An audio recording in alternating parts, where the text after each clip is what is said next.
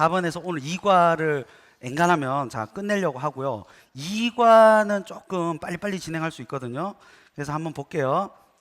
지금 성경에 관련해서 계속 다루고 있고요. 성경은 성령의 영감, 즉 하나님의 감동하심에 의해서 쓰여졌습니다. 그 범위는 어디까지이며 성령의 영감이 궁극적으로 의미하는 바는 뭘까요? 자, 베드로후서 1장 21절을 보면, 자, 한번 다 같이 읽어볼게요. 시작. 예언은 언제든지 사람의 뜻으로 낸 것이 아니요 오직 성령의 자, 여기 보면, 아이고, 여기 예언이라고 했을 때 우리가 착각할 수 있는 것이 미래에 일어난 일로 착각할 수 있습니다. 한글은 미래 예자에다가 말씀 언자죠. 그래가지고 미래에 일어날 일 이렇게 생각할 수 있는데, 헬라어에서는 프로페테이아라고 해서 프로가 뭐뭐 앞에서, 그리고 페테이아가 뭘 의미하냐면 말하다를 의미해가지고 누구누구 앞에서 말하다, 즉 대언하다입니다. 이게 어디서 왔냐면 구약에 나바에서 왔습니다. 이게 예언하다라는 히브리어인데 여기에서 명사형으로 하면 나비가 되면서 예언자가 됩니다. 이게 예언이라는 뜻이 아니라 대언입니다. 대언. 뭘 대언하죠? 선지자들의 말을 대언하죠. 그럼 선지자들이 뭘 말했을까요? 창조. 선지자들의 할 말을 다 종합해보면 창조, 구속. 구속은 이집트에서 너희를 구속했다 이거죠. 그 다음에 죄 지적을 하고, 그 다음에 심판을 하고, 그 다음에 회복. 이게 다 선지자들이 했던 말이에요. 선지자들이 했던, 일단 창조를 전제하죠. 창조주 하나님께서 이집트 애굽에서 너희를 구원하셨던 그 언약의 하나님께서 너희들을 구원하셨는데 너희들은 어떻게 했다고요? 죄를 지었다. 죄 지적을 하죠. 그리고 난 다음에 뭘 하죠? 심판을 선포하죠. 그리고 나중에 회복까지, 심판을 넘어서 회복까지 합니다. 그러면 창조와 구속은 선지자들 입장에서 언제 말이에요? 과거의 말이에요. 그리고 죄 지적은 현재의 일들을 말을 하고 있고, 심판과 회복은 미래의 일들입니다. 분량상 보면 현재 일들이 현저하게 많다는 거예요. 그래서 선지자들 입장에서 봤을 때 하나님의 말을 대언했을 때, 예언이라는 말을 했을 때 뭘 의미하냐면 이 과거, 현재, 미래 사건을 다 말하는 거예요. 그래서 예언은 뭐냐? 미래 사건을 말하는 것이 아니라 하나님의 뜻과 계획을 선포하는 것이 예언이에요. 성경이 말하는 예언이에요. 성경이 말하는 예언. 그러면 이 예언은, 이건 뭘 말하겠죠? 그럼 하나님의 말씀이죠. 말씀을 의미하겠죠. 이것이 언제든지 사람의 뜻으로 낸 것이 아니고 오직 성령의 감동하심을 받아낸 것이라. 자, 지금 뭔가가 됐네요. 어떻게 전체 화면이 됐지? 자, 잠깐만요. 이렇게 하면 되나? 죄송합니다. 자, 그럼 디모데후서 3장 16절 한번 읽어볼게요. 시작. 교훈과 책망과 바르게 함과 의로 교육하기에 유익하니. 잘 보세요. 모든 성경은, 자, 여기서 제가 하고 싶은 말은 그라페, 이게 모든 성경이에요. 그 다음에 테오프뉴마토스, 카이, 그리고 모든 성경 하나님의 감동으로 된 것으로 제가 하고 싶은 말 요거예요. 오펠리모스. 그리고 그냥 그림 공부한다 생각하고 보시면 됩니다. 디다스칼리안, 그리고 프로스, 엘렉몬, 프로스. 잠시만 기다려 주세요.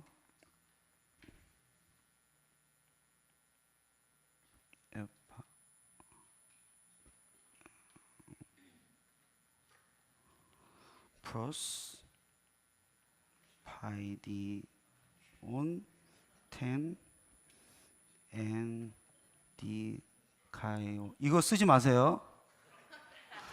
자, 제가 하고 싶은 말이 뭐냐면 이게 요거예요. 잘 보세요. 모든 성경은 테오프뉴마토스. 자, 여러분 테오스라는 말 아시죠? 이게 뭘까요? 하나님. 그래서 우리 테오스 하나님 쓸 때 이렇게 쓰잖아. 이렇게 기억나죠? 푸뉴마토스가 성령. 어우, 훌륭하십니다. 그래서 하나님의 영감을 받았다. 이게 합쳐져 가지고 이게 테오프뉴마토스. 그런데 오펠리모스 요게 유이카니예요. 유이카니. 그런데 잘 보세요. 우리가 한글 성경을 보면 어떤 생각이 드냐면 모든 성경은 하나님의 감동으로 됐기 때문에 교훈과 책망과 바르게 함과 의로 교육하기에 유익하니 이렇게 묶어가지고 교훈이 있고 책망이 있고 바르게 함이 있고 의로 교육하기에 유익함이 있다 이렇게 생각할 수 있는데 어떻게 됐어요? 유익하니. 자, 교훈과 책망과 바르게 함과 의로 교육하기에 유익하니. 그러면 뭐예요? 여기에 핵심 뭐냐면 모든 성경은 뭐예요? 유익하다예요. 유익하다. 그러니까 모든 성경은 다 유익하다는 거예요. 교훈에도 유익하고 책망에도 유익하고 바르게 함에도 유익하고 의로 교육하기에도 유익하고. 그래서 모든 성경은 쓰여진 모든 것, 지금 바울 입장에서 쫙 지금까지 쓰여져서 했던 그 복음서와 구약 성경이 여기에 다 유익하다라는 거예요. 이유가 뭐예요? 하나님의 감동으로 되었기 때문에. 자, 그러면 5번을 한번 볼게요. 우리는 성경을 무오한 하나님의 말씀으로 믿습니다. 성경에 모순과 오류가 없다는 성경의 무오성, 오류가 없다. 자, 제가 여쭤볼게요. 여러분들 성경에 오류가 없다는 것을 믿습니까? 아유, 훌륭하십니다. 이 믿음이 없다면 우리가 성경을 가르칠 이유가 없는 거예요. 아시겠죠? 성경은 오류가 없다라는 믿음을 전제했을 때 유익이 있다는 거예요. 그 유익이 뭘까요? 시편 12편 6절에 보면 여호와의 말씀은 순결하며 흑도간의 7번 단련한 은 같도다. 그리고 여호와 율법은 완전하여 영혼을 소성시키시며 그리고 순결하여 눈을 밝히시는도다. 마태복음 5장 18절에 보면 율법의 1.1획도 결코 없어지지 아니하고 이루리라. 자, 여기에서 하고 싶은 말이 뭐냐면 성경이 오류가 없기 때문에 우리가 성경의 가르침을 가지고 살아가든 가르치든 그 모든 것이 온전히 신뢰하는 근거 있는 삶의 지침이 있다는 거예요. 그러니까 우리가 삶을 살아갈 때 규범이 없이 살아가면 어마어마하게 그 혼돈이 옵니다. 예를 들어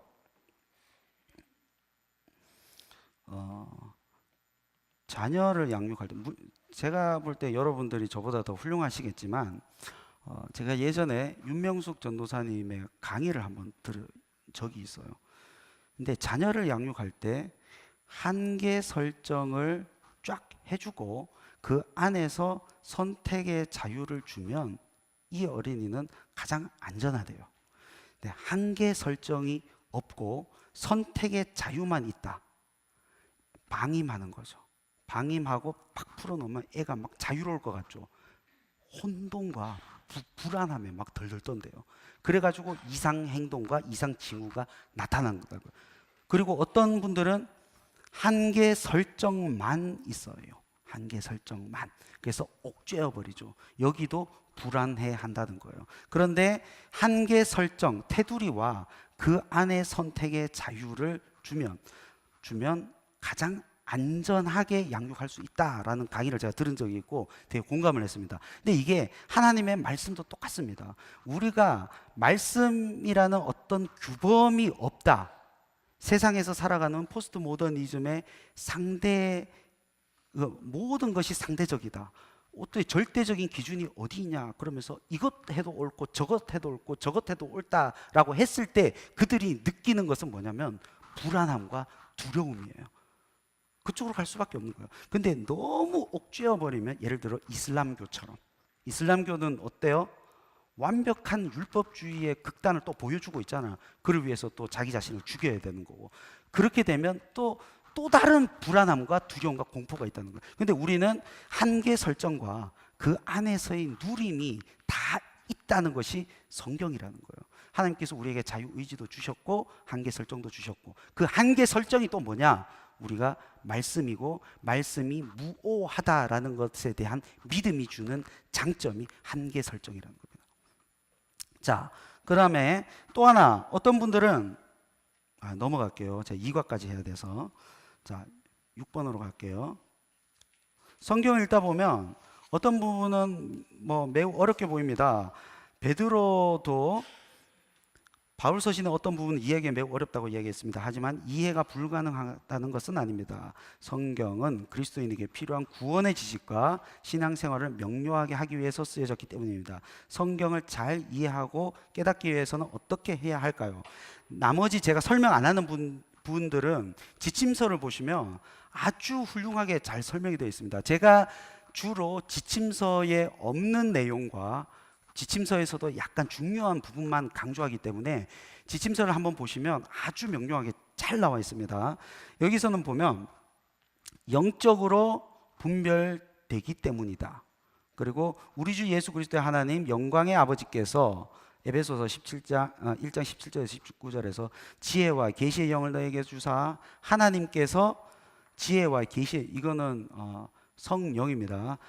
하나님을 알게 하시고 너희 마음의 눈을 밝히사 그의 부르심의 소망이 무엇이며 성도 안에서 그의 기업과 영광의 풍성함이 무엇이며 그 역사하심을 따라 믿는 자에게 베푸신 능력이 지극히 크심에 어떠한 것을 너희로 알게 하시기를 구하노라.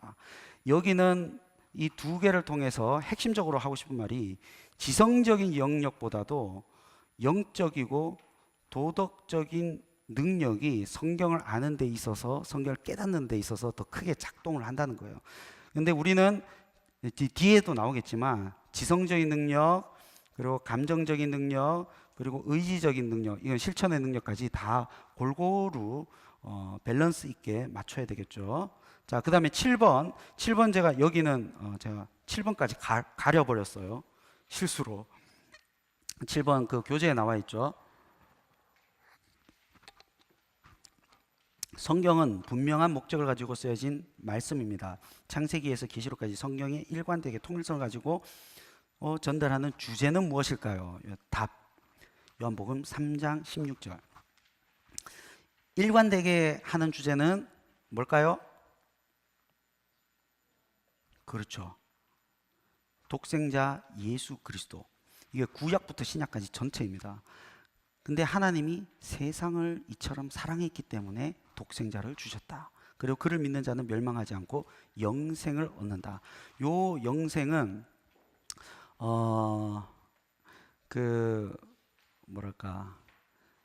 요한복음이기 때문에 천국과 계속 연결이 되어 있습니다. 영원한 생명, 천국, 이것과 계속 연결이 되어 있고요. 그다음 세상은 코스모스라는 말 들어봤죠? 그 여러 가지 뜻이 있습니다. 뭐 장식, 이거 영어 코스모스 아닙니다. 헬라어 코스모스에서 뭐 순서, 그다음에 온 우주, 지금 성경의 지금 용례들을, 지금 성경과 그 당시 헬라 문헌의 용례들 다 뒤지면 동물 이상의 모든 존재, 그다음에 행성으로서의 지구, 그다음에 인류, 인간, 특별히 믿는 자, 요겁니다. 그러니까 여러 가지 뜻이 있는데 이 뜻을 다 함의하고 있으니까 이렇게 해석해야 된다라고 하는 게 아니라, 다양한 곳에서 다양하게 문맥에 맞게 지금 그게 용기에 맞게 되는데, 요 문맥에서는 인류고 인간이고 특별히 믿는 자, 이렇게 한정적으로 쓰여진다는 겁니다. 이제 아시면 될 것 같고요. 왜냐하면 세상이라고 했을 때 믿지 않는 자까지 다 사랑했지 않느냐라고 할 수 있는데 이거는 용례상 믿는 자로 한정되어 있습니다. 그래서 사전 혹시 넘어가도록 하겠습니다. 이런 사전이 있어요. BDAG라는 사전이 있습니다. 한글로는 번역이 안 돼 있는데 여기에서 보면 고대 헬라 문헌에서 이게 어떻게 사용되었는지까지 다 파악할 수 있습니다. 네, 여기에서 어떻게 보느냐? 특별히 믿는 자 이렇게 돼 있어요. 자, 8번 한번 보도록 할게요. 성경을 주신 목적. 성경을 주신 목적이 무엇이며 성경을 읽을 때 어떠한 유익이 있을까요?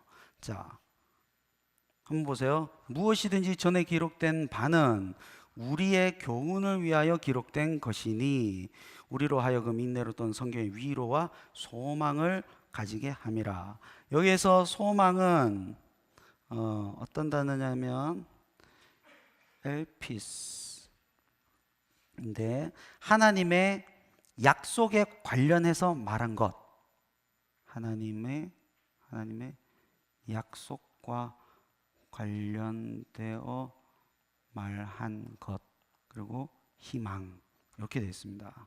자, 그리고 그 다음에 보면 아까 했던 구절이죠. 또 어려서부터 성경을 알았느니 성경에 능히 너로 하여금 그리스도 예수 안에 믿음으로 말미암아 구원에 이르는 지혜가 있게 하느니라. 구원에 있는 지혜가 있게 하느니라.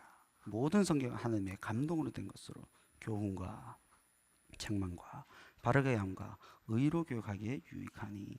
교훈은 가르침의 행동. 이거 아까 디다스칼리안이라는 단어의 뜻입니다.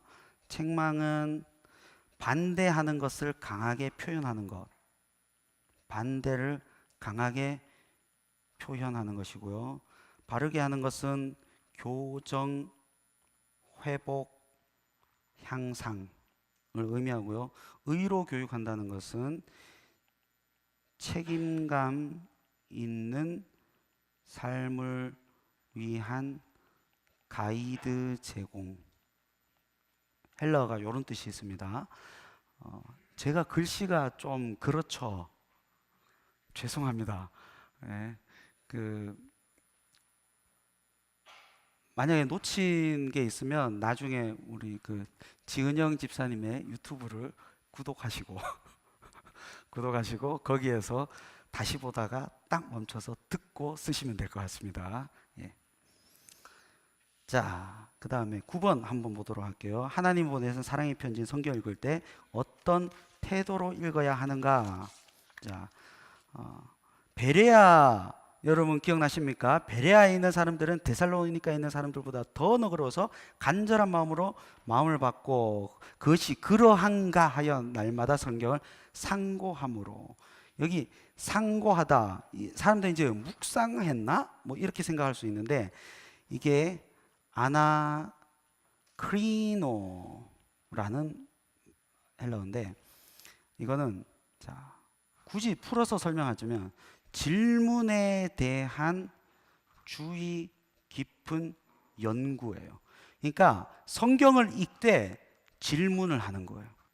그리고 거기에 관련해서 연구를 하는 거예요. 그러니까 베레아 사람들의 특징은 앞에도 나오죠. 말씀 받고 이것이 그러한가 하여 날마다 성경을 질문하고 연구했다. 그러니까 우리가 성경이 말하지 않는 부분이 있죠. 여러분 기억나십니까? 성경이 뭘 말하지 않죠?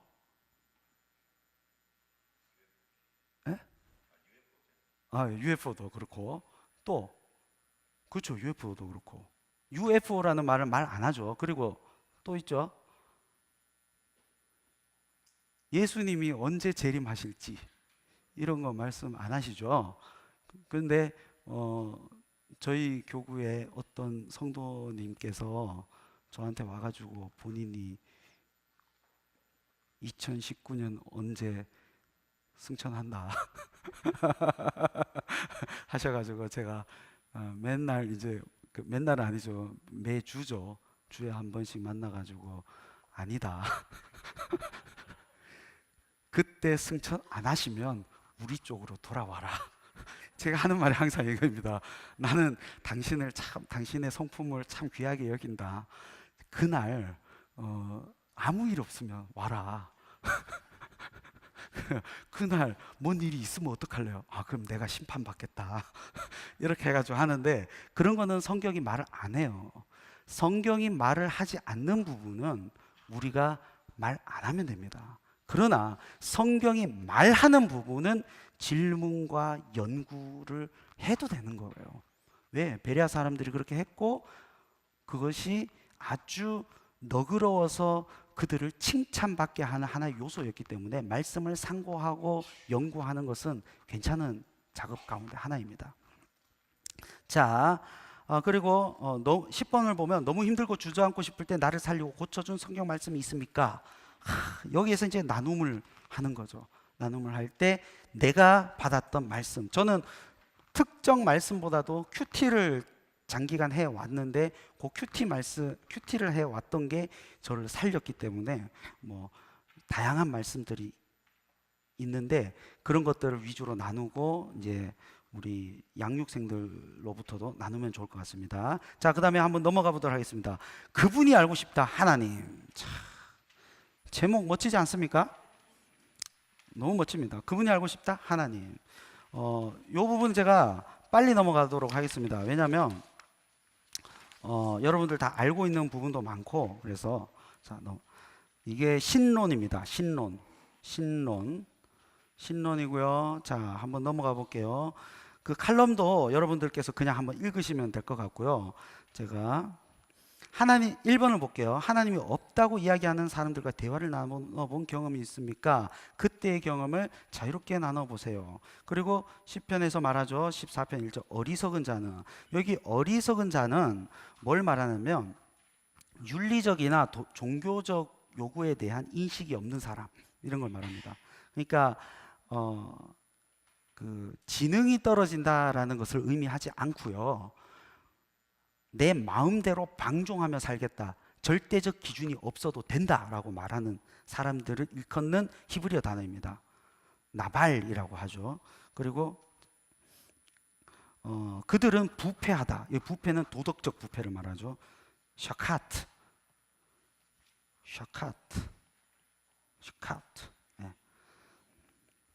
넘어가도록 하겠습니다. 그리고 바울이 하나님의 영원하신 능력과 신성이 그의 만드신 만물에 나타나기에 하나님이 없다고 핑계하지 못한다고 했습니다. 하지만 오늘날 많은 사람들이 하나님의 존재를 인정하지 않고 있습니다.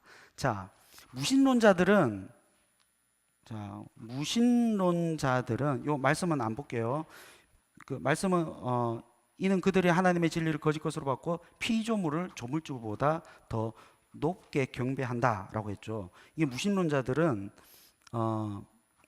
이들은 유신론자인데 피조물을 신으로 숭배하고요. 그 다음에 무신론자들이 조금 힘든데 신 존재를 아예 부정하죠. 그 사람들은 진리와 절대적 기준이 있는 게 싫은 거예요. 그래서 내 멋대로 살겠다라는 거죠. 그리고 이 사람들이 항상 주장하는 것이 그리스도인의 삶을 봐라. 삶을 보니까 하나님이 없다라고 말해요. 근데 그들의 삶의 문제이지 하나님의 존재에 대한 문제가 아니거든요. 삶이 비록 어떤 사람은 부족할 수도 있고, 그러면 그리스도인들 중에 고결하게 사는 사람은 어떡할 거냐? 이건 어떻게, 그 사람들은 그냥 진리가 없기를 원하는 사람들일 뿐이라는 거예요. 그리고 이 땅에 고통이 존재한다, 하나님 없는 거 아니냐, 이렇게 말을 합니다. 그런데 그 고통을 다 제거해야 한다. 근데 고통 유발자가 대부분 누구죠? 우리잖아요. 인간들이 고통을 유발하고 환경도 파괴하고 악한 본성을 우리가 갖고 있기 때문에, 그건 하나님의 존재에 대한 문제는 아닌 것이죠. 자, 그 다음에 넘어가 볼게요. 3번. 하나님이 존재하시다면 하나님 알 수 있는 방법이 무엇일까요? 자, 간단하게 말해서 자연과 성경이에요. 자연을 통해서 창조주, 조물주를 알기는 알되 그 하나님이 나와 무슨 상관이 있느냐는 알 수가 없어요. 그냥 피상적으로 아는 것 뿐입니다. 그런데 성경은 그 창조주가 나와 연관이 있고 그래서 예수 그리스도를 보냈다. 그래서 구속주이시다. 그래서 구원의 길을 가르쳐 주는 것이 성경이에요. 그래서 성경이라는 특별 계시가 없다면 절대적으로 하나님의 참된 존재에 관해서 알 수가 없다는 거예요. 그것을 계속 말을 하고 있습니다. 자, 그 다음에 4번을 볼게요. 그래서 우리가 아무리 논리적으로 그들을 설득하고 변증을 해봐야 하나님의 성령의 역사가 없이는 예수 그리스도를 주시라 고백할 수 없는 것처럼 설복시켜도 결국 이길 수가 없어요. 이길 수가 없다는 게 아니라 이쪽으로 데리고 올 수가 없다는 거예요. 그래서 어떻게 보면 조금 무의미하지만 그럼에도 불구하고 변증이 필요한 이유가 뭔지 아세요? 이미 믿은 자들은 그 변증을 보고 희열을 느낍니다. 그럼 그렇지, 내가 참된 진리 안에 거하고 있구나. 이미 믿었는데 모호하고 지식이 없어서 그냥 확 믿어지긴 하는데 이게 뭐지라고 하는 사람들에게는 변증학들이 필요한 거예요. 그래서 우리 그 믿고 이 자리에 온 우리 양육생들은 믿었기 때문에 왔잖아요. 이분들에게 필요한 것들은 변증이에요.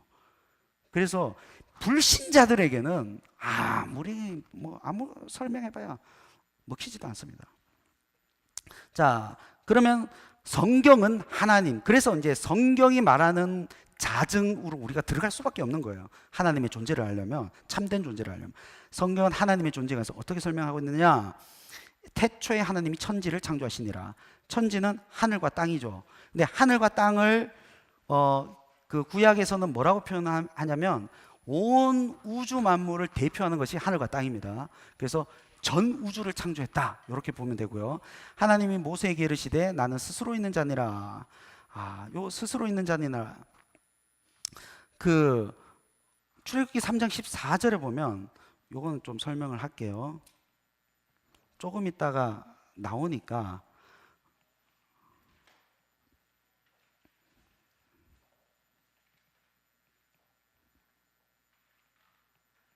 자, 이게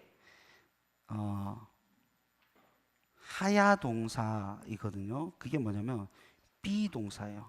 이다, 뭐뭐이다, 이런 거 비동사인데 여기 알렙이 붙어가지고 요게 붙어가지고 어떤 의미를 가지냐면 나는 이다, 이렇게 됩니다. 이거는 관계 대명사예요. that이라든지 who라든지 이렇게 아쉐르고요. 에흐예, 아쉐르, 에흐예 이렇게 되는데 요거는 또 똑같죠. 하야 동사 be인데 나는 1인칭 나는. 그래서 이거를 우리가 영어로 번역할 때 어떻게 하냐? I am who I am 혹은 that I am 이렇게 하죠. 근데 요 동사가 뭐냐면 미완료라는 히브리어 동사예요. 미완료는 히브리어 동사는 크게 칼형, 히필형 이거는 형태고요. 크게 시제를 봤을 때는 완료냐 미완료나 두 개밖에 없어요. 완료는 주로 과거로 번역하고요. 미완료는 미래로 주로 번역하지만 미완료는 엄격하게 말해서 과거도 미완료고요. 현재도 미완료고요. 미래도 미완료예요. 무슨 말이냐면 끝나지 않은 사건들을 무조건 다 미완료를 할 수 있어요. 그래서 이걸 전체 쫙 다 뿜으면 이게 어떻게 되냐면 I was who I was. 나는 옛날부터 있어 왔다. I am who I am. I will be who I will be. 이게 쫙 다 뿜어와 가지고 어떻게 번역했죠? 나는 스스로 있는 존재다. 과거부터도 있었고 지금도 있고 미래도 존재할 거다. 이게 쫙 다 뿜어져 있는 거예요. 그래서 나는 스스로 있는 자니라. 기가 막힌 번역 아닙니까? 이거 기가 막힌 번역입니다. 한글로 이만한 번역이 없는 거예요. 그래서 여기서 파생된 게 뭐냐면 여호와라는 말 아시죠? 여호와. 요 네 단어예요. 요 네 단어인데 이게 어디서 왔느냐? 요거 하야 B에서 왔어요. B, 존재하다라는 B에서 왔는데 이거랑 요거랑 끄어버린 거랑 이게 형태가 똑같아요. 같은 형태거든요. 거기에다가 희필 능동 희필 형태로 땅 하면 요게 되는 거예요. 이게 여호와예요. 근데 옛날 사람들은 이 글을 읽을 수 있어요, 없어요? 여호와라는 이 글자가 나오는 순간 절대 못 읽어요. 읽으면 불경하니까. 그래서 어떻게 읽었느냐? 잘 보세요. 요렇게 하는 것을 제가 잠깐만요. 제가 크게 해볼게요. 요렇게 하는 것을 읽을 수가 없어가 요 나오면 주여 해가지고 아도나이 들어보셨죠? 아도나이 그래가지고 요 모음 있죠? 아도나이 아도나이 이게 모음이거든요. 요 모음을 그대로 해서 왜냐하면 이건 읽을 수 없으니까 어떻게 읽는지 방법을 몰라요. 요 글자는. 그래서 요거를 하면 예호와. 근데 이 바브는 와로도 되거든요. 그래서 이게 여호와가 된 거예요. 여호와. 그러니까 우리는 여호와라고 하지만 이 사람들은 요 글자가 나오면 무조건 아도나이 이렇게 읽었던 거예요. 그러니까 아도나이가 주라는 거죠. 그러면 제가 조금만 더 2분 남았습니다. 자, 넘어갈게요. 하나님의 이름 엘로힘. 여기서 엘로힘.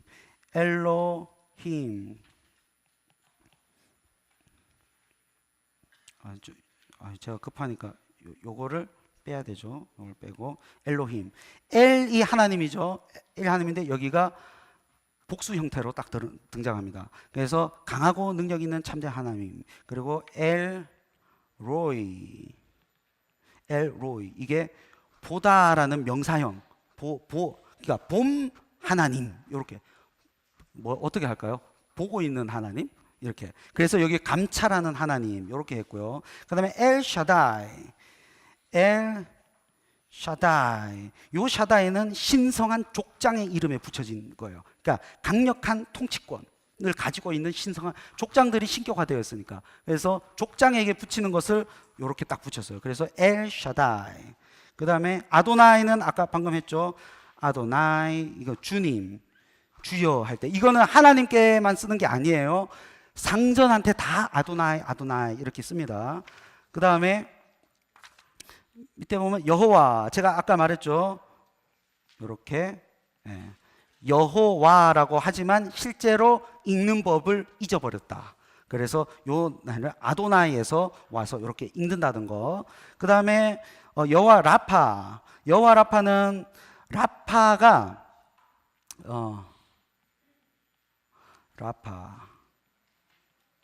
라파는 치료하는데 이 설명할 게 너무 길어가지고 자, 이 넘어가도록 하겠습니다. 니시, 아도나이, 네스는 기준이고 규범이에요. 기준이고 규범인데 여기 점 해가 이렇게 해가지고 요거는 나의 해가지고 나의 여호와는 나의 기준 규범이다. 이렇게 되는 겁니다. 자, 마치도록 하겠습니다. 자, 기도하도록 마칠게요. 하나님 아버지 감사드립니다. 저희들에게 맡겨진 양육생들에게 진심과 성심을 당해서 잘 양육할 수 있도록 하나님께서 인도하여 주시옵소서. 하나님께서 역사해 주실 줄 믿사오며 예수 그리스도 이름으로 기도드립니다. 아멘. 수고하셨습니다.